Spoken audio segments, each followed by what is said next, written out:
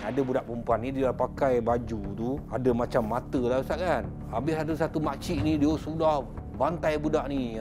Bantai dia kata apa benda kau pakai baju macam ni depan-depan orang ramai apa semua. Sedangkan sebenarnya yang kita dapat tahu baju tu sebenarnya mata harimau. Dia kata kau pakai baju ni gambar setan dia kata. Jadi kita pun sebenarnya menegur cara syaitan. So bezanya antara dua orang tu sekarang ni kan.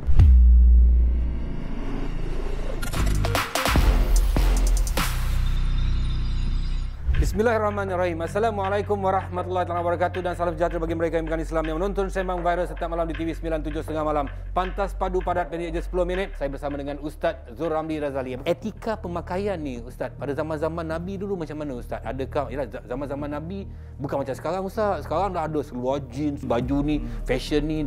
Zaman-zaman dulu macam mana Ustaz? Islam ni pakaian ni terbit daripada latar belakang budaya setempat. Ya, orang tempat panas takkan sama dengan tempat sejuk. So itu dah pasti dah ya, geografi ya. So banyak elemen-elemen yang menentukan kenapa tampilnya seseorang dengan pakaian yang sebegini sebagai contoh. Jadi kerana itu, sebab Islam ini dia bukan you mesti pakai macam ni baru dinamakan Islamik. Maka Islam bagi minima saja, syarat minima, menutup aurat. So bila dikata menutup aurat, so apa pun cara ya di benua mana, di mana pun, maknanya mereka bebas dengan fashion mereka, cara mereka. Yang penting paling utamanya adalah bab contohnya menutup aurat tu sebagai orang kata perkara paling utamalah yang nak menentukan. Jadi bukan yang ni Islamik, yang ni tak Islamik, menutup aurat dah jadi Islamik insya-Allah. Tapi sekarang ni macam-macam fashion ada Ustaz, yang orang cakap corak-corak ni Ustaz.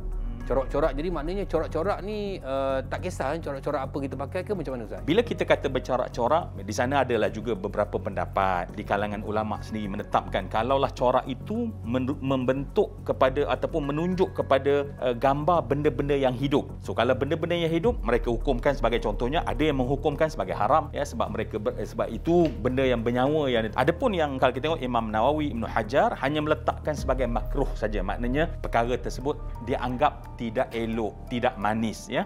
Adapun yang gambar-gambar lain, corak awan larat dan segala macam, maknanya benda itu dibiarkan, dibolehkan. Tapi kadang-kadang ada sekarang ni macam-macam corak, macam corak gambar-gambar syaitan, macam-macam lah.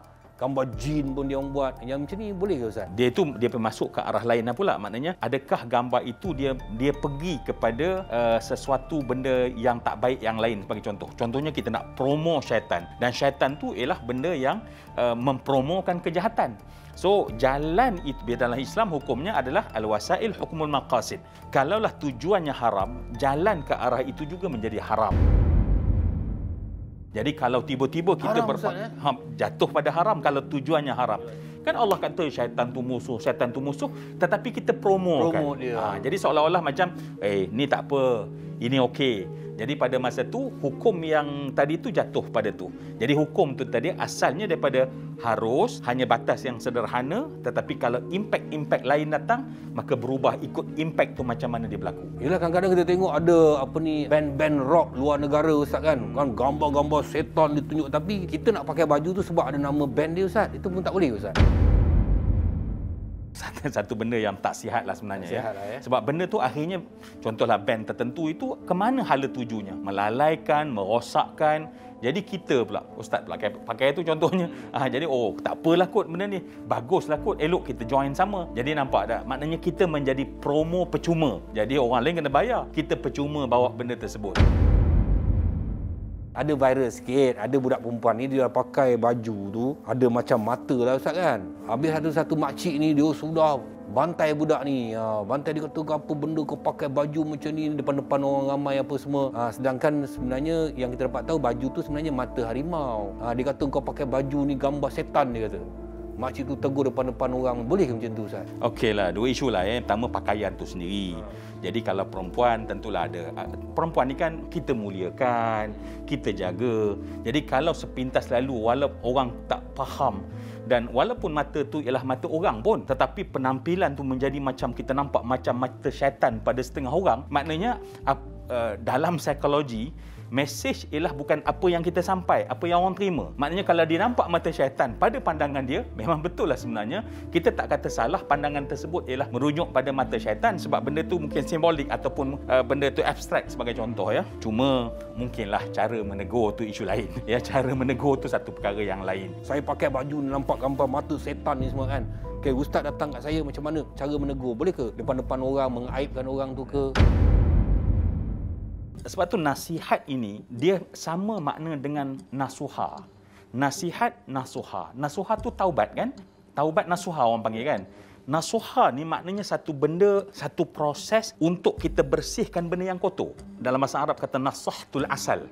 Bila kita makan madu tu dia campur dengan benda kotor, lepas tu dia tapis. Proses menapis tu disebut nasuha. Jadi maknanya kita faham dah dalam nature nasihat itu mesti bersih dan tujuannya bersih. Maknanya kalau kita kata kononnya kita ni juru nasihat, tetapi makin rosak, makin orang tu jadi macam malu. Jadi perkara tersebut sama sekali tak dibenarkan dalam agama kita. Dan nasihat juga dalam bahasa Arab dia daripada ambil kalimah menjahit. Nasihat juga, nasahtu athiab contohnya kita cakap bahasa Arab, dia bermaksud mencantumkan atau penjahit benda yang dah koyak. So maknanya kalau kononnya kita nasihat tapi makin rabak orang tu, itu tak kena dah tu.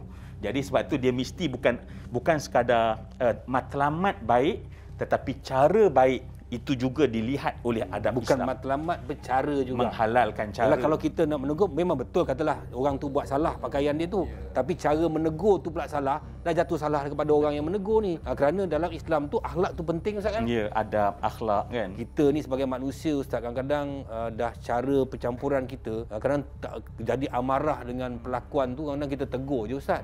Jadi maknanya kita sebagai manusia kena kontrol diri kita Ustaz. Sebab itulah nasihat ni dia mesti kerana apa? Kerana marah ke? Kerana apa? Dia mesti kerana Allah. Sebab tu nasihat itu dia mesti aku buat tu kerana Allah. So kalau nasihat kerana Allah, kita tengok balik aku buat macam ni Allah suka. Tetapi kalau nasihat tu kerana ego kita, nak tunjuk kita pandai, aku lebih pandai, aku lebih warak, aku lebih baik, maka pada masa tu bukan kerana Allah. Dia sebenarnya kerana ego kita, kerana jadi kalau macam tu maknanya orang tersebut salah sebab ikut syaitan. Jadi kita pun sebenarnya menegur cara syaitan. So berbezanya antara dua orang tu sekarang ni kan. Tapi orang yang merakam dengan Ustaz, kenapa tak cakap je? Kenapa nak kena rakam? Kenapa nak kena keluarkan dalam ini masalah dan nombor 3. dia mengajak orang lain masuk pula lagi Ustaz. Ini masalah nombor 4. Jadi maknanya daripada 1 jadi 4 Ustaz. Dah jadi 4 dah tu. Belum lagi orang sambung menyambung kan. Jadi berjuta. Jadi sebab tu betul lah bila benda tu tak betul, ada pula cara dia kan. Kalau kita tengok benda tak betul, tak perlulah kita rakam dan kita sebar.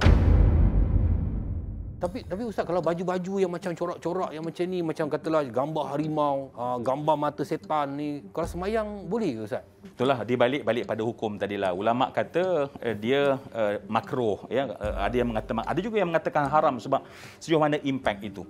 Sebab Nabi pun sendiri pernah solat dan ada orang memakai sesuatu yang melarikan fokus dan Nabi tegur. Kerana Nabi tak nak bila kita solat, maknanya benda-benda lain selain daripada kekhusyukan tu bawa kita lari daripada maksud solat. Maka di situ datang hukum tu. Tapi kalau ada orang yang kita tegur dia Ustaz, kita tegur dia tapi dia tak nak dengar Ustaz. Ialah sebab tanggungjawab kita bukan merubah orang. Tanggungjawab kita menyampaikan. Jangan pula kita ni macam tiba-tiba mengambil Allah punya pekerja pula.